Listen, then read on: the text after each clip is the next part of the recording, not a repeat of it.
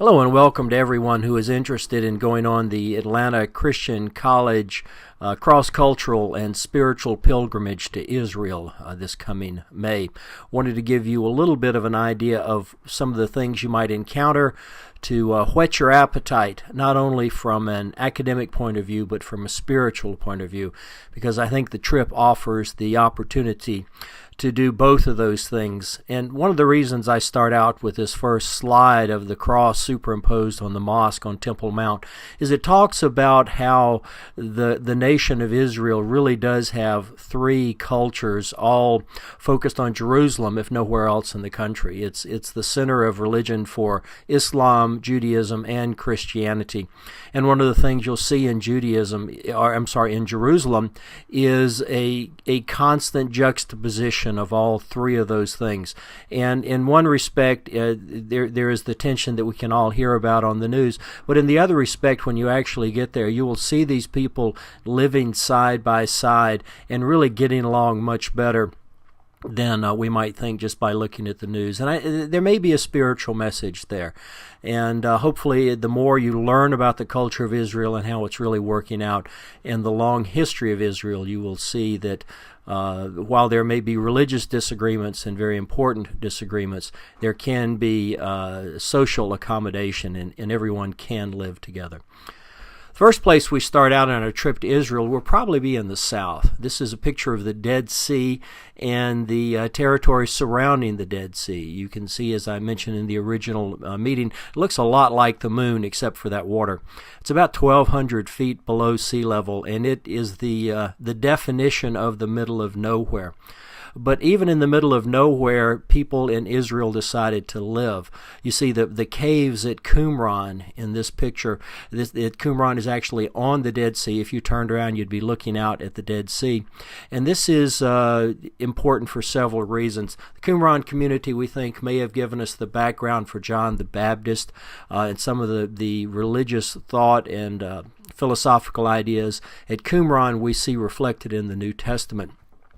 And also, it's an important site because when the Romans invaded Israel in the Civil War, they destroyed all the communities and all the manuscripts of the Bible they could get. But at Qumran, the people took their Bible manuscripts, put them in clay jars, and then hid them in these caves. And those manuscripts actually stayed in those caves for about 2,000 years and were discovered in the 1950s. So the importance is that we actually have a physical record of what the Old Testament looked like dating back 2,000 years. So we can be confident that our current version of the New Testament is exactly what they were using in the first century.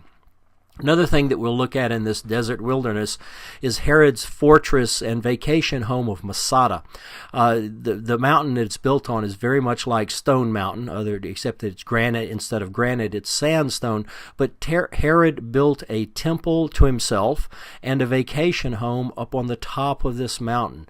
Didn't use it much because it was a storehouse, it was a fortress, and if you just think about it, carrying all that stuff, you had to carry all the stuff up Stone Mountain by hand for a big palace of hundreds of people. You probably would not do that unless you had to. But Masada is important also in that civil war that we mentioned where Judaism is destroyed. One of the last holdouts of the Jews was on top of Masada. And we'll see actually how it is in the middle of nowhere and how the Romans conquered it. If you notice on this slide, you might be able to see a little bit. Actually, the Romans used slave labor to build a ramp all the way up to the top of Masada, and then finally conquered it. Now, we go in the south from this very, very dry territory, desert, to the north around the Sea of Galilee, and all of a sudden we start seeing water everywhere. So water is crucial in the Promised Land. If you think about the Dead Sea and comparing it to running water, water is an enormously important resource. And they would use these aqueducts to carry the water from wherever the water was to wherever they wanted the cities to be. And in this slide you see that actually the aqueduct it's kind of a bridge with a trough built on top of it.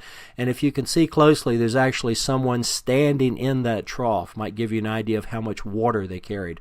But one of the enormous engineering feats of the Romans was to be able to build these aqueducts. Now, once they got the water to the site where the city or whatever, they needed some way to store it or some way to get down to it. And typically, the water was stored in the lowest place. You see this slide where they've actually dug down into the ground using, again, nothing but hand labor and hand tools, and so they could get down to the water level. And once the water got to the city, they would store it in these big cisterns. And you can see here that in one of the cities, we're actually walking through their cistern. It's obviously not used anymore, but to give you an idea of the size and the amount of water and how important water was. So typically, if you want to know where water is in Israel, is you look and see where there's a city, because they didn't build cities unless they had water. So we'll look at a lot of ruins. This is a ruin of a very Roman kind of thing from the 300, 400, 500 AD that gets you an idea of a little bit later what a Roman city would look like. But we'll also look at archaeological excavations from the period before Christ, and perhaps as much as 1,000 years before Christ. So we will see both ends. And it's interesting to actually see, in some cases, the archaeological site in use or being excavated, because we forget, we walk around on the ground and we think that the ground level is what it's always been. But if you see this picture, you'll see that ground level today is not what ground level was the time of Christ. So it's interesting to see how these things are uncovered, what the different layers mean, and as you go deeper, you actually go back in time. One of the joys of northern Israel are the times of devotion and just the views. It's a physically beautiful country, but it's also theologically significant. This is a view out over the Jezreel Valley. This is behind us is the city of Nazareth. And in front of us is the Jezreel Valley, where the typical invasion path of any invaders from the north, and also the site of the last battle, the Battle of Armageddon. So it's very inspiring to be able to look out where so much history, so much theology happened, to have a time of reflection, and then have some sort of expert-led devotion. And when I say expert-led devotion, I'm not referring just to the professors that'll be along on the trip, but also the students, because everyone will have a chance to participate and give a devotion or give a thought, and it really becomes a much more interactive trip. Sometimes, and this is in the same area, we think of people in the first century as very primitive, but there were very, very rich cities in Israel at that time too. This is actually the floor from one of the houses of that time. It's a house close to Nazareth, and there's a fair chance that this is actually where Jesus and his father worked as carpenters. If you think about the small town where they grew up, there probably wasn't a whole lot of work because it was people who herded goats and things like that. But there was this very rich Roman city within a day's walk, and that's probably where Jesus and his father worked. They would, Saturday after Sabbath, they would walk over, they would spend the week in this rich Roman city working, and then they would come home for Sabbath at the end of the week. And the next slide is just a picture of actually a blow-up of one of the little pieces of the floor. Now, I emphasize, this is not the walls, this is not an art museum, this is actually what a typical floor in a Roman house might look like from the first century. One of the things that is nice about the trip are the things we don't expect. And obviously we're driving around and we're seeing the countryside, and that's pretty. But you just never know what you're going to run across. In this case, the bus was driving along on the road, hadn't been on before, and we actually passed a roadside tomb. Now, this is obviously not where Jesus was buried, but it's a very good example of where he was buried probably looked like. So you get the idea that these are very small tombs. Again, if you're carving this out of solid rock by hand, you're not going to make it any bigger than you need to. So these are the openings are, maybe 2.5, 3 feet tall, and you can see there one of the rolling rocks that would have gone across the entrance to the tomb. So just sometimes history kind of surprises you and bites you as you're driving along unexpectedly. unexpectedly. The other thing that we never know what we're going to do is how we encounter the culture. This is an example. We were in a city on the coast one day that is an Arab city and wandered into a wedding, and the people were very nice and accommodating and invited us to join and allowed us to take pictures. So it was, you just never know. So we certainly plan for as much cultural involvement as we can, but we also try to keep ourselves open for the unexpected serendipitous occasions. As we move more into Jewish territory, I wanted to talk a little bit again about northern Israel, but the Sea of Galilee. This is a picture of Tiberias from the Sea of Galilee, but I wanted to give you an idea of, first of all, that the Sea of Galilee is not necessarily that wide. You can certainly see across it, and while it's long, it's very easy to cross from side to side and from city to city. I also wanted to give you an idea of the hills and the mountains around the Sea of Galilee. Gives you an idea of how bad weather can blow up very quickly and cause the Sea of Galilee to get very rough, but also gives you some idea when Jesus says he ran away from the crowds or he went up onto the mountain. This is not a minor hill that we're talking about. This is obviously a sincere attempt to get away from everybody for a while. So you get an idea of how serious Jesus was about seeking his own quiet time in the midst of a busy ministry. And you also get some idea of the determination of the crowds to follow Jesus up and down these hills. So when it says, he went up the hill and talked to his disciples on the Sermon on the Mount, again, this is not a 10-step hill. This very often could be what we would consider today a mountain. The other thing we'll see in northern Israel is the Jordan River. This is a picture of the Jordan River, and if you notice over there on the left, there's some little steps and a platform, and people are actually still being baptized here in the Jordan River. So it's just kind of nice to be able to connect the physical location with everything you've heard about the baptism in Jordan and John the Baptist and Jesus being baptized there. Also look at some more modern ruins. This is a synagogue that was probably Peter's synagogue. Now this is a later rebuilding of the synagogue, but it does give you some idea that the town that Peter lived in and his location, this is not the sticks. This is a big synagogue, and judging by the closeness of Peter's house to the synagogue, Peter was probably a fisherman of some ability and had was a big guy in town, I guess is the best way to say it. Now, moving from the north, we actually move to Jerusalem. And this is a view from the Mount of Olives across the Kidron Valley into the city of Jerusalem. You can see the temple wall, the foundation wall of the temple there, the wall of Jerusalem, and then you can see the Islamic mosque sited probably pretty close to where the temple was in its day. Now, the actual temple, the Holy of Holies, would have been completely covered in gold instead of a gold dome. But it is just inspiring. It's a pretty sight, but it's inspiring from a theological point of view to stand on the Mount of Olives where Jesus would have stood, look into Jerusalem, and see some of the things that he would have seen. Now, you can't necessarily tell it in this picture, but all those things below the walls are actually tombs.